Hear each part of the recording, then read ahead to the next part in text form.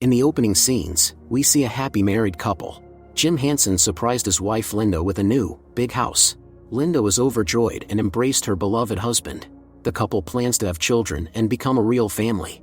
Next, the events take us several years into the future. In the morning, Linda was awakened by her daughter Megan, who asked when Dad would return.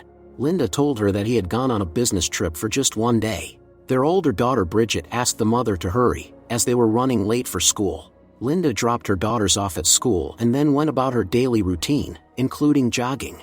She also put some stickers on the glass door, and as always was doing chores around the house.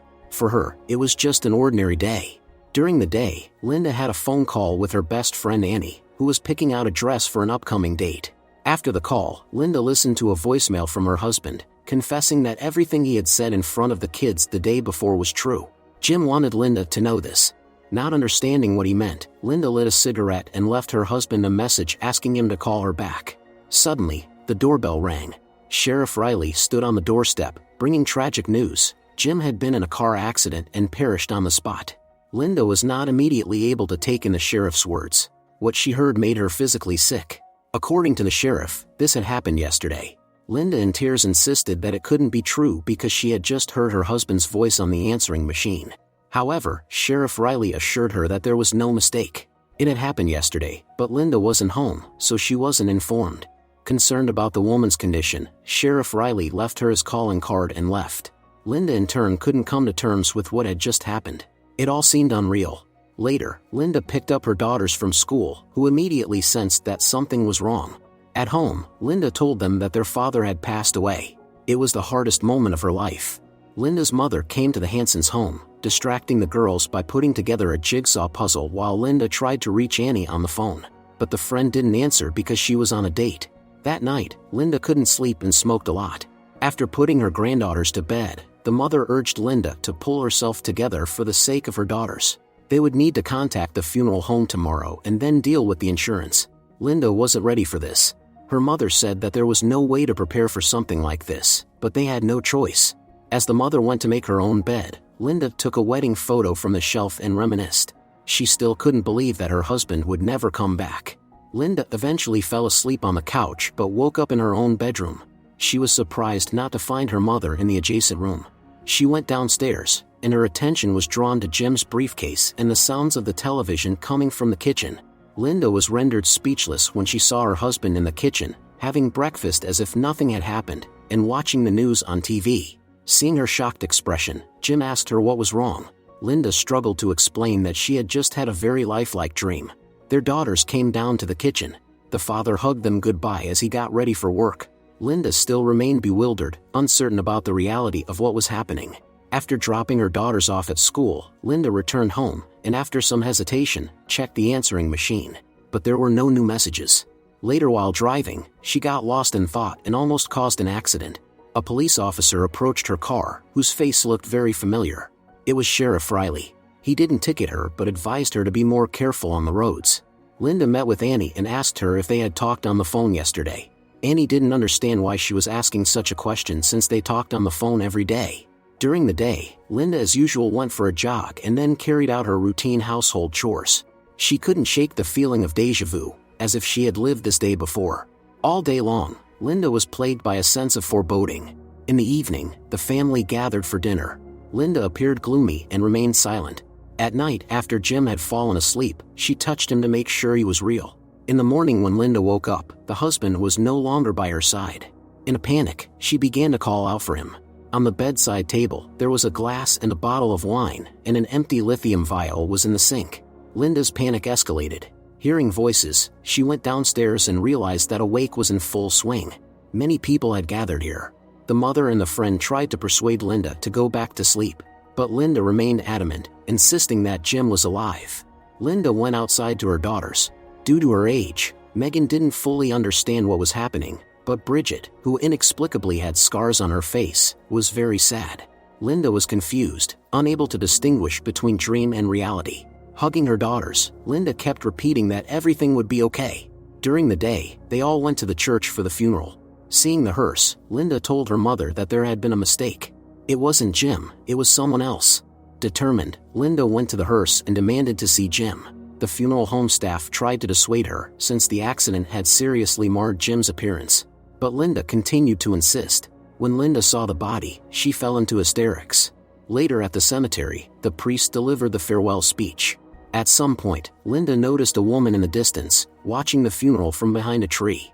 Ignoring the mourners and the priest, Linda was about to check who it was.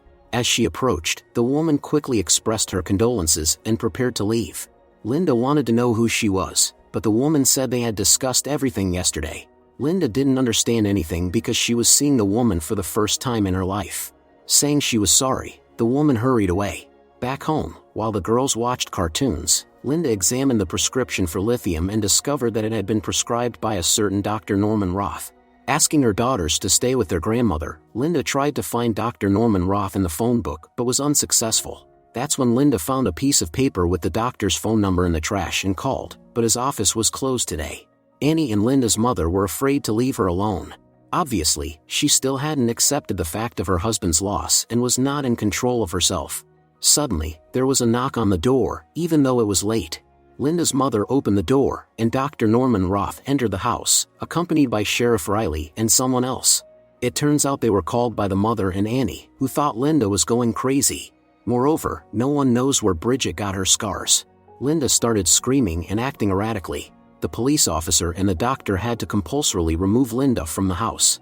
Watching this, her mother cried. She had no choice. Linda was brought to a psychiatric facility.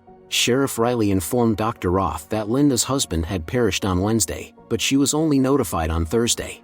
No one could find her for a whole day. Dr. Norman found this strange because Linda had come to him on Tuesday, saying that her husband would perish soon. Linda was being held here against her will because she was considered a danger to both society and herself. After receiving a sedative injection, Linda fell asleep. In the morning, Linda woke up again in her own bedroom, completely bewildered by what was happening. Hearing someone in the shower, Linda became alarmed and went to check. Jim was there, safe and sound. Yesterday's events seemed like just another nightmarish dream. Linda prepared breakfast for her daughters. She used to take it for granted, but now she wanted to cherish every moment with her loved ones.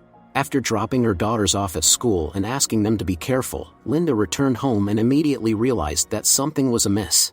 She had suspicions that those dreadful events were not just a nightmare but possibly something that would happen in the future.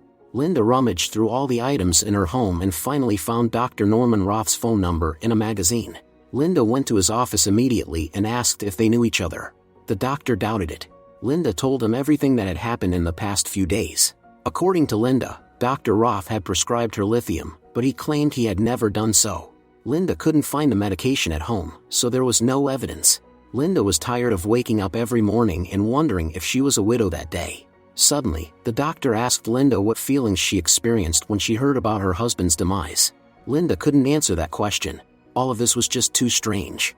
The doctor found it amusing that lithium figured in Linda's fantasies because that's exactly what she needed right now. Dr. Roth wrote her a prescription and scheduled her next appointment for the following morning. Not knowing what else to do, Linda went to Jim's office and tried to convince him to go on vacation with her right away. Jim was puzzled. He couldn't leave, he had too much work. The conversation was interrupted by the same woman Linda had seen at the funeral. She introduced herself as Claire Francis. She was the new junior manager at the company. Linda knew the husband was hiding something from her. It was time for him to go to a meeting. Linda watched as he left with Claire. Back home, Linda was about to take the pills prescribed by the doctor but changed her mind at the last moment and threw it into the sink. Rain began to fall, so Linda told her daughters to come inside the house. Bridget was goofing around and accidentally ran into a glass door. Linda rushed her daughter to the hospital. Upon learning of this, Jim immediately came. In the evening, Bridget was released home. Linda removed all the mirrors from the rooms until Bridget's scars heal. After putting the daughters to bed, Linda approached her husband. Obviously, he blamed her for not putting the stickers on the glass in time. Although Linda was sure she had done it the day before. A rift had formed between the spouses. Linda crumpled up the piece of paper with Dr. Roth's number and threw it in the trash. Suddenly it hit her. Linda made a table of the week on a sheet of paper to make sense of what was happening. By organizing all the events, she realized that Wednesday was the key day. That's when Jim would perish. Linda asked her husband to cancel his business trip, but he wasn't willing to do so. Linda even begged, but it was to no avail. Jim believed that they needed a break from each other. Then Linda asked the husband to promise that he would wake her up if tomorrow was Wednesday. Jim didn't understand what that meant. In the morning, Linda woke up on the living room couch. Her mother was here too. That meant it was Friday. Linda intended to find out who Claire Francis was. Asking her mother to watch the girls, Linda drove to Claire's home. The woman looked tearful. Linda said that they had something to discuss. Claire realized that Linda was aware of her affair with Jim. Later, Linda told Annie that her late husband had planned to cheat on her. Annie was surprised by the friend's calm reaction. Linda went to the insurance company and learned that Jim had tripled the amount of insurance on Wednesday morning so that if anything happened, his family would not need anything. The insurance agent found this coincidence strange. Linda stood by the shore of a beautiful lake, contemplating her next steps. Suddenly, an elderly man approached her and philosophized about life. He said it was the best place to start afresh. After visiting the funeral home and making arrangements, Linda returned home and gave sweets to her daughters. The mother was perplexed by her daughter's calm state and the fact that Linda had taken care of the funeral arrangements herself. Before bedtime, Linda had a glass of wine. The mother entered her room to make sure she was okay. Suddenly, Linda said that allowing Jim to perish was the same as taking his life with her own hands. The mother reminded her that Jim was already perished. Linda fell into a deep sleep. In the morning, she woke up next to Jim. It was Sunday, which meant Jim wouldn't be going to work. Linda asked her husband to take a walk with the girls, saying they should spend more time together. Jim thought it was a good idea. During that time, Linda went to the church. The priest didn't expect to see her. Linda was not a frequent visitor here. But now, she had nowhere else to go. While Jim and the girls were feeding the birds by the lake, the priest told Linda that there were similar cases in history where people saw future events. There's a theory that these people became victims of disbelief. Nature abhors a vacuum, and people without faith are like empty vessels, vulnerable to the invasion of the unknown. Linda didn't know what to believe now. She just wanted to prevent the trouble that threatened her family. The priest advised her to believe in something greater, beyond the routine of life. According to the priest, it's never too late to find faith. Right now, Linda needed to fight for her family because they were all she had.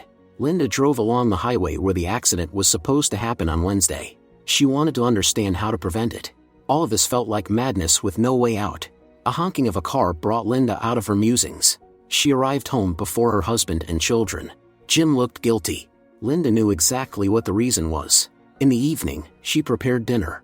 The family spent time together. When the daughters were about to go to bed, Linda asked them to hug their father one more time. Linda knew that this might be the last time. When the girls asked their father if he loved their mother, he said yes. Unable to bear it, Linda went outside. The wind was blowing strongly. Jim followed his wife, trying to get her to go back inside, but she wanted to talk right now. Linda couldn't understand when they had grown so distant from each other. However, Jim on the contrary believed there was nothing to discuss. Lightning damaged the power line. The couple barely managed to escape. In their bedroom, Linda took off the husband's shoes, and then they hugged each other. Linda whispered an apology. For the first time in a while, the spouses were open with each other. Waking up alone, Linda immediately called Annie and asked what day of the week it was. She replied in a sleepy voice that it was Wednesday. Realizing that the husband had already left to take their daughters to school, Linda tried to reach him by phone, but in vain. Linda understands that she has little time, so she must find her husband before the inevitable happens. Meanwhile, Jim contacted the insurance company to increase the payout amount. Ensuring that the daughters were safe, Linda headed for the same highway. At that moment, Jim received a call from Claire, who was already waiting for him at the hotel. The business trip was just a cover. Jim apologized, saying he couldn't do it, and hung up. Afterward, he left a voicemail on the home answering machine intended for Linda. Everything Jim recently said in front of the children was true. He truly loves Linda and wants her to remember that. At that moment, Linda called Jim. He felt relieved when he told his wife that he loved her. Linda didn't hide the fact that she knew about Claire. But she forgives her husband because in the end he chose family over him. Jim and Linda are driving toward each other. Suddenly, Claire realizes that they are approaching that fateful mile. In a panic, Linda asked her husband to turn the car around right now. He was puzzled but complied with her request. In the next second, he realized that he had avoided a collision with another car only because of that. It seemed like the worst was over, but that was just an illusion. A truck was approaching Jim's car directly. The car wouldn't start at all. Linda ran to Jim and screamed. The truck didn't slow down in time. Linda kept running, shouting her husband's name when suddenly an explosion occurred. Linda couldn't prevent the tragedy and wept. In the next scene, we see Megan waking up her mom who had dozed off. The girls said that the movers had arrived. Bridget's scars had almost healed. The mother and daughters are preparing to move to start a new life. Linda remembers her conversation with the priest and then their happy years with Jim and the girls. Linda couldn't save her husband, but she must live for her daughters and the unborn baby.